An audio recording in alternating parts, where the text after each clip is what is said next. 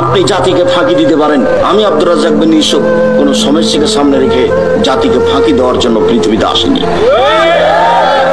আর আমি এই কথা বলি না যে তোমার বয়স 24 বছর 26 বছর, তুমি একজন যুবক, আমি গাড়িতে বসার সাথে সাথে তুমি এসব বাঁশ দিয়ে আমাকে আঘাত করলে তুমি মনে করো না যে তুমি করছো। আমি মনে করি যে তোমার মুরব্বী হুজুর হুজুরি করেছে, জবাব হুজুরকে দিতে হবে। তুমি সিলেটের মাটিতে কবর পূজা করো, সেই জন্য সারা পৃথিবী কবর পূজা করবে, তুমি এটা মনে করো না। বলে হিসাব আমি কবর পূজার কথা বলিনি। মুহাম্মদ সাল্লাল্লাহু আলাইহি ওয়াসাল্লাম কবর ভাঙতে বলেছে। তোমার হুজুরকে তুমি হাদিস অনুবাদ করতে বলো, হাদিস তো মুসলিম। কবরের পাশে সালাত আদায় করা নিষেধ, কবরের উপরে সালাত আদায় করা নিষেধ, কবরের দিকে সালাত আদায় করা নিষেধ। কবরকে নিয়ে সময় কাটাও, আবার মানুষের প্রতি আঘাত করতে যাও, হিসাব পাও না।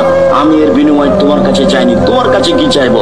ওসি সাহেব বলে পাঠিয়েছেন যে আব্দুর রাজ্জাক সাহেব মামলা করলে আমি মামলার বিষয়টি দেখবো। আমি বলছি জি না, মামলা করে আমি রোজ ওখানে হাজিরে দিতে যাব, সমস্যার মুখোমুখি হব। আমি ওর বিনিময় মানুষের কাছে চাই না, বিনিময় যে দিতে পারে তার কাছে চাই। আমি যারা অন্যায় করেছে তার হেদায়েত কামনা করি। মুহাম্মদ সাল্লাল্লাহু আলাইহি সাল্লাম বললেন, ওই জাতি কি করে সম্পদ পরিত্রাণ পেতে পারে যে জাতি তাদের নবীর দাঁতকে ভেঙে দিল। তখন আল্লাহ বলছেন, আপনার জন্য এটা ঠিক নয়, আপনি কেন এই কথা বললেন? আপনি তো হেদায়েতের জন্য এসেছেন। তখন রাসূল সাল্লাল্লাহু আলাইহি সাল্লাম এই কথা বাদ দিয়ে বলছেন, আল্লাহ তুমি তাদের হেদায়েত করো। ওই সময়ে জিবরাইল পাহাড়ের ফেরেশতা এসে বলছেন, আপনি চিন্তা করছেন কেন? যাকে খারাপ লাগছে তার ব্যাপারে বলেন না, আমি পাহাড়টা নিয়ে যে চাপিয়ে দিই। না, পাহাড় চাপিয়ে দিতে হবে না। মানুষের প্রতি আঘাত করে, আলেম ওলামার প্রতি আঘাত করে দিন ধর্মের কাজ করছে এটা মনে করো না। তুমি বরং জাতির কাছে ক্ষমা চাও, আল্লাহর কাছে হেদায়েত চাও, তাহলে তোমার সফলতা আছে। মানুষকে অপমান করে, মানুষকে আঘাত করে, মানুষকে মেরে ফেলার পরিকল্পনা রেখে তুমি বিচারের মাঠে সফলতা অর্জন করতে পারো না।